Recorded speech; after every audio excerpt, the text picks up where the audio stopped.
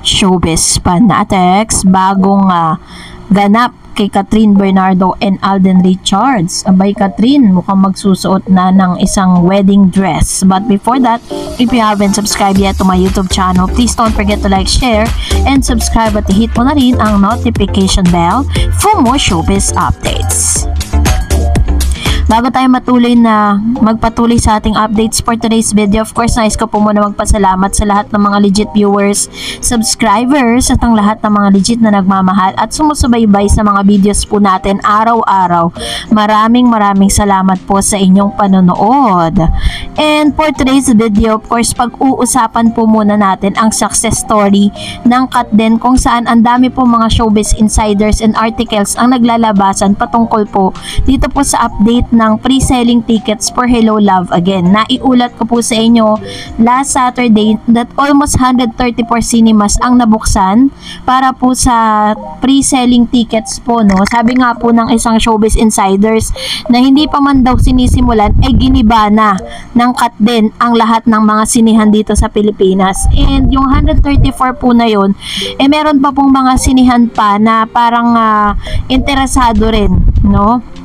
Kasi sa mga sinihan kasi, nagki-cater po sila ng mga pelikula na Pinoy and of course pang international, kasi syempre mga businesses yan, kaya kailangan meron po talagang ganyan. Pero as of this moment, parang wala akong nababalitaan na kasabay na film, international film ang Katden.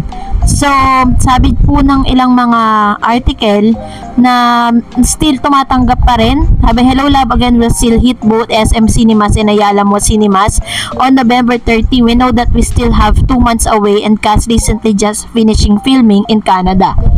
But well, we'll take any excuse to secure a seat as early as now. The Hello Love Goodbye sequel will be over 75 SM malls and 20 Ayala Mall nationwide na mas nadagdagan pa mat dumami.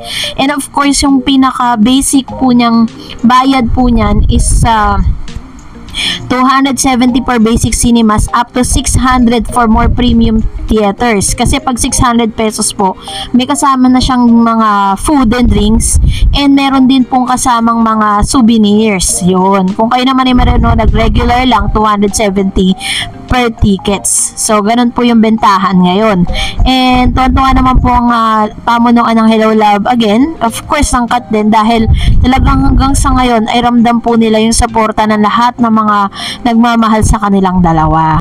And now, eto na nga, kahapon po Sunday, meron po mga naglitawang mga photos itong si Alden Richards and Catherine Bernardo na tila baga nasa isang lugar sila, at meron po nagpa-picture sa kanila. Ito po yun, pinost po yan sa Twitter or X na dating Twitter, kung saan nasa isang Shangri-La hotel po sila, if I'm not mistaken, no? And ngayong araw nga, ipinost din ng ilang mga admins po natin sa Katden, kung saan ang si Miss Catherine Bernardo ay mag-feature ulit siya, or parang isa siya sa mga magiging cover magazine ng Metro Style. So sabi po ng caption, celebrity shoot today, Alden Richards and Catherine Bernardo's with Don Roberts bridal car for Metro Style magazine will post pic soon. So sa kanila pong ito pong sinasabing parang photoshoot po nila, no, yung celebrity shoot, parang sabay-kasabay nito yung kanilang promotion para sa kanilang movie ng Hello Love Again. So ibig sabihin umpisa na siya. So soon ilalabas po nila yung ilang mga pictures na nakuha na nila with Alden and Catherine. Baka yun po yung isa sa mga dahilan kung bakit nakita sila na magkasama, kasi meron silang tinatawag na parang photoshoot, no, na parang may bridal car na nakita. At grabe kung totoo talaga yung mga bali-balita na ang tema is about the wedding. So inaasahan natin na nakasuot ng pang-wedding si Miss Catherine at ganun din si Alden Richards. Mas lalo pong magte-trending yan. At talagang pag-uusapan na naman yan ng todo dito sa social media. Kaya nga antay-antay lang tayo.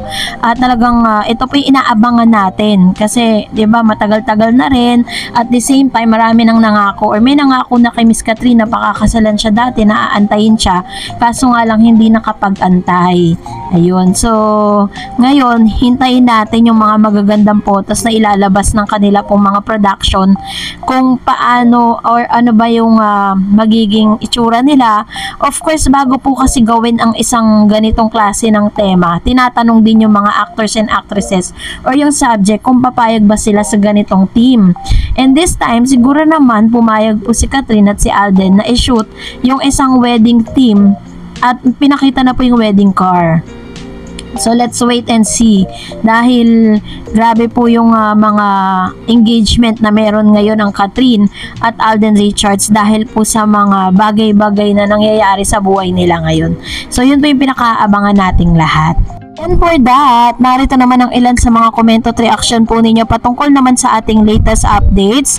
Magbabasa tayo ng inyong mga reaction. So, unahin po natin ang komento mula kay Miss Olive Rodriguez. To be realistic, as per interview of Joros Gamboa, pinupursue daw ni Alden si Kat. Ang ibig sabihin, pupusuan pupusan at taimtiman, puspusan at taimtiman ang nanliligaw si Alden kay Catherine. Sana naman ay sagutin na si Tisoy ni Kat. Tingin ko kasi mas maingat na si Kat ngayon sa pagpili ng boyfriend after sa nangyari sa relasyon nila Alden. Base po sa interview ni Mr. Joros Gamboa, nabanggit niya po yun. At may mga tanong talaga na halos pinagpapawisan si Joros kasi saan ka ba naman nakakita ng interview, ikaw mismo na aktor kasama sa movie, ang tinatanong yung patungkol dun sa mga nakasama mo sa movie, 'di ba? At the same time, parang ang cringe lang na kay Joros pa manggagaling, 'di ba? So much better siguro, or wala kasi pang schedule or wala pa tayong nakikitang mga schedule na pwedeng interviewin nga si Catherine at si Alden Richards patungkol sa kanilang dalawa.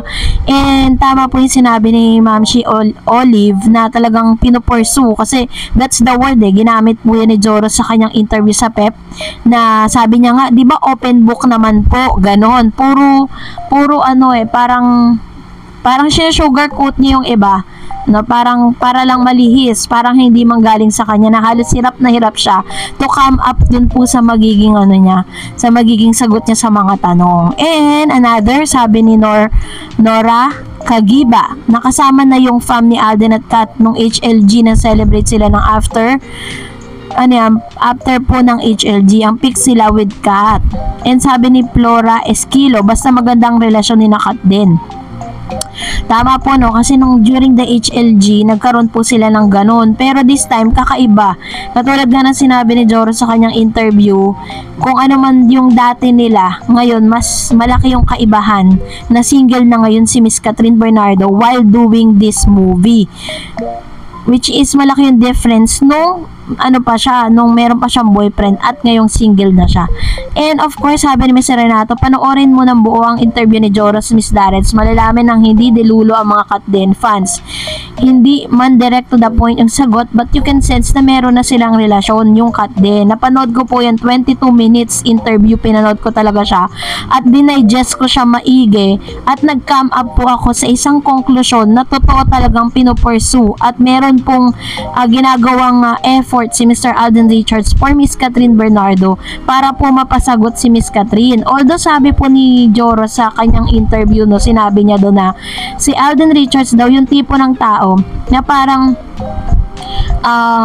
sabi na natin na parang may something siya dun sa girl, pero hindi siya yung aggressive, parang chill lang, ganun. At sinabi rin niya dito, ang pinakagusto ko dito, kung ano man daw yung samahan ni Catherine at ni Alden Richards ngayon, wala daw yun kasama or hindi raw siya showbiz, kasi genuine yung pinapakita ni Alden for Miss Catherine. So, kaya naman, syempre, deleted na yung the word na dilulu sa mga Kat din. Alam na natin kung sino talaga yung totoong dilulu. Well, kung nagustuhan mo ang video na ito, huwag mo kalimutan mag-like, mag-share, at mag-subscribe, at i-follow mo na rin ang aking Facebook page, DarEdsTV. And also, I have my TikTok account, which is DarEdsTV. Pwede nyo rin po akong i-follow doon. Thank you for watching, guys. God bless everyone!